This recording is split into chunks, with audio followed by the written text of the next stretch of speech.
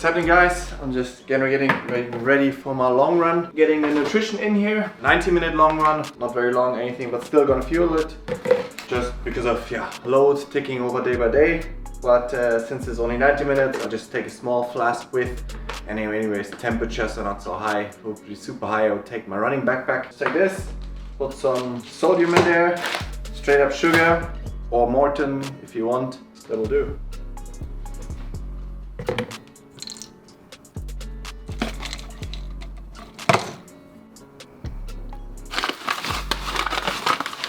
$60 grams should do.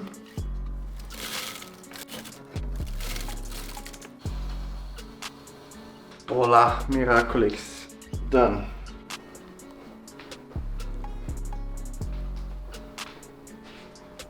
My Kona cap for extra motivation. The towels is one thing and backpack I'm not a huge fan of, but the caps, they really get me. For running I really like that, to have a cap so the hair doesn't fly around, and when it's fresher as well, it's kind of this perfect balance that the hat isn't cold, and a beanie only when it's really cold, of course. My favorite run shoes by far, by a long mile for any long run or like easy runs, anything to absorb load, by far Nike Invincible 2.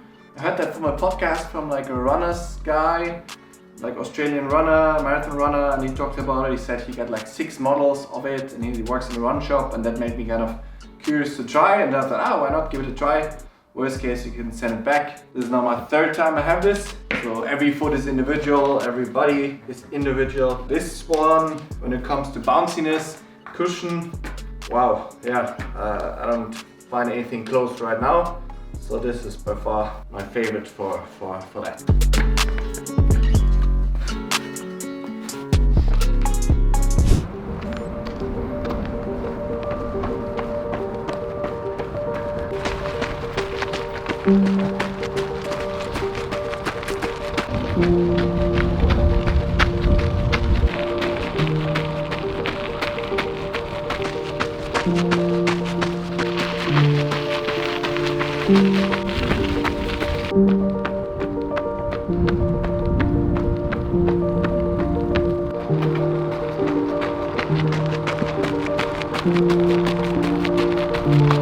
When it comes to long run, I wonder, there I'm a bit in the middle.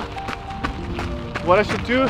Not really, but like a little bit, because either you could do the long run in zone 1, heart rate zone, or in zone 2, which is 2 very different things. First muscular wise, but also definitely energy system wise. So far I've done them for years in zone 1. Also injury risk is low and plus at zone 2 you're really moving.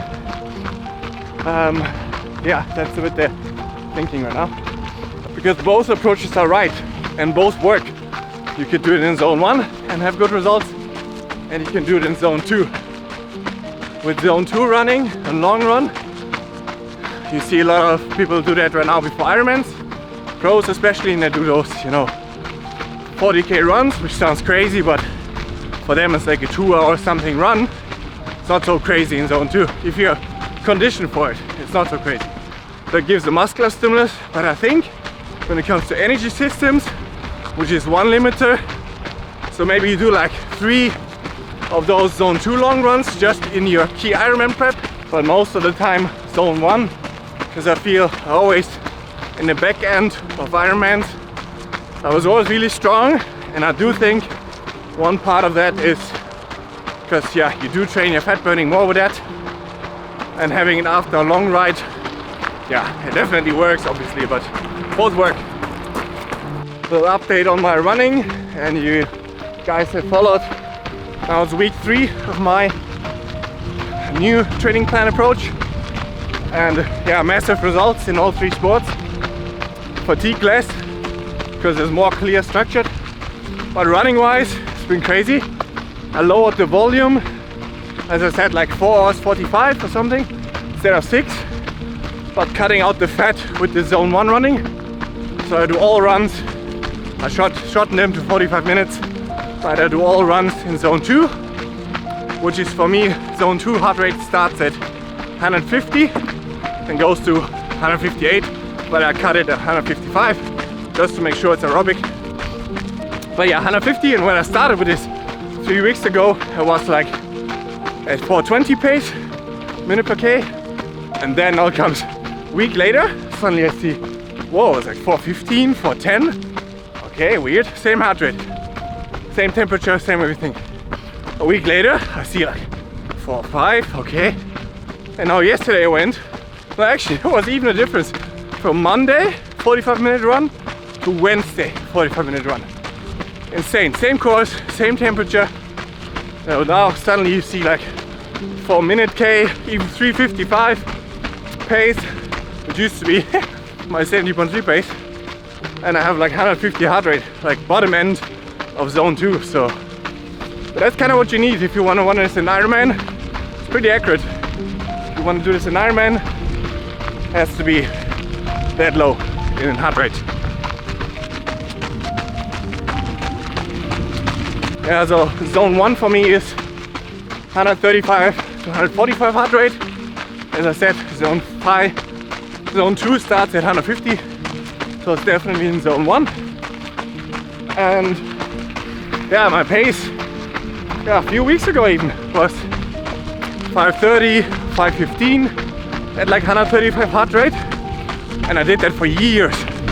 I ran 5-minute pace for the last 10 years, majority of it. So of course I did something with adaptation, but now the fine-tuning, especially zone 2, going there, and massive changes. So now I'm running at 445 pace at 135 heart rate, so even in so short time, so it's just exciting.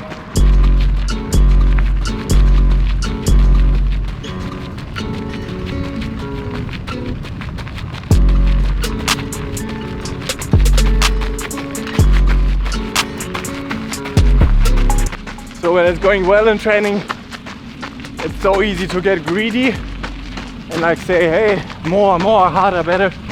But I really keep it super objective in terms of volume, intensity, really being conservative and smart to tick over week by week, right?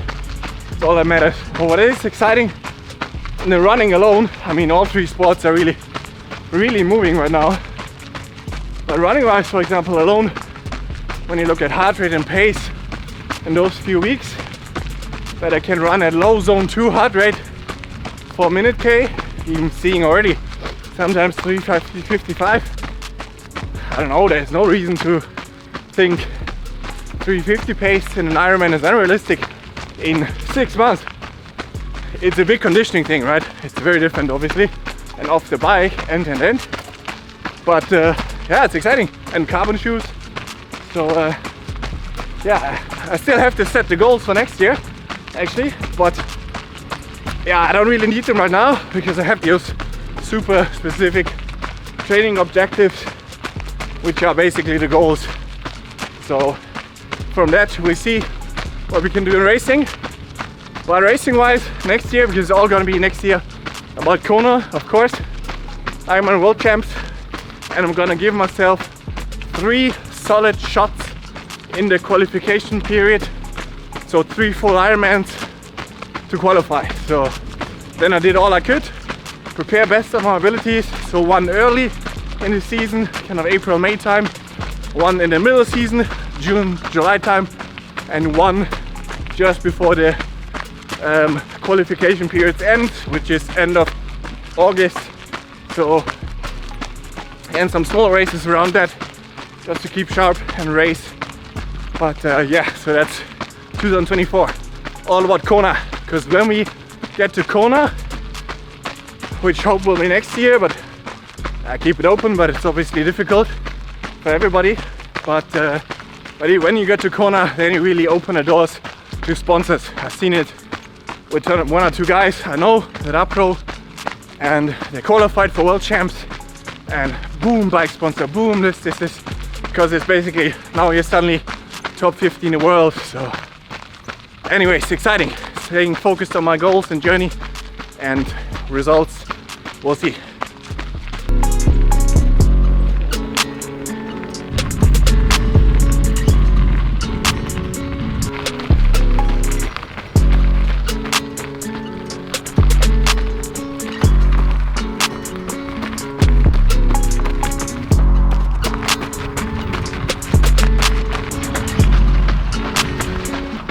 1 hour done. Actually getting a bit faster without trying. More like 4:30 pace even. Just crazy. But just heart rate and feeling.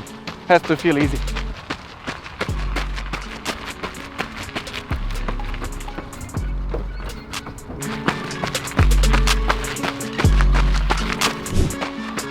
So now it's Thursday. The reason I do the long run now instead of Saturday is because Saturday I'll do a 5k park run, but not a smash fest. I want to integrate more training runs into my routine because yeah, there's so much fun to do and social and. Super important for triathletes who just train to train. I definitely got into the rhythm the first 2-3 years of my sport. Back then I raced everything and super much fun. And then a lot of you can probably relate. The more you train, you get a coach and suddenly you train 12 months a year and race like 2 or 3 times. Yeah, that's not why we go after work and before work to train. So we should race. But having said that, if you, for example, all the time go out to a race and each time smash yourself to the max, well, that also takes a dip in training because you have to prepare it before and after. So I have the 5k run, but I'm not gonna smash that fully. So basically it replaces the 200 meter session I have normally. Remember the 22 times 200 at 3:05 pace. Now I'll do the 5k, not the whole thing, I can't do that yet at 3:05 pace, but really leaving ego at the door, right? So really saying, hey, you run 3:05 pace until you feel your body, muscles, system kind of this end of absorption.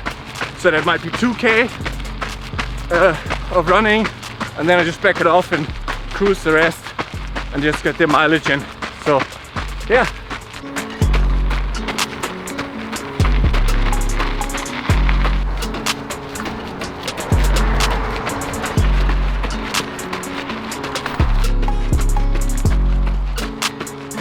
So if you have a park run close by, I think I started in the UK, but I have them in most countries.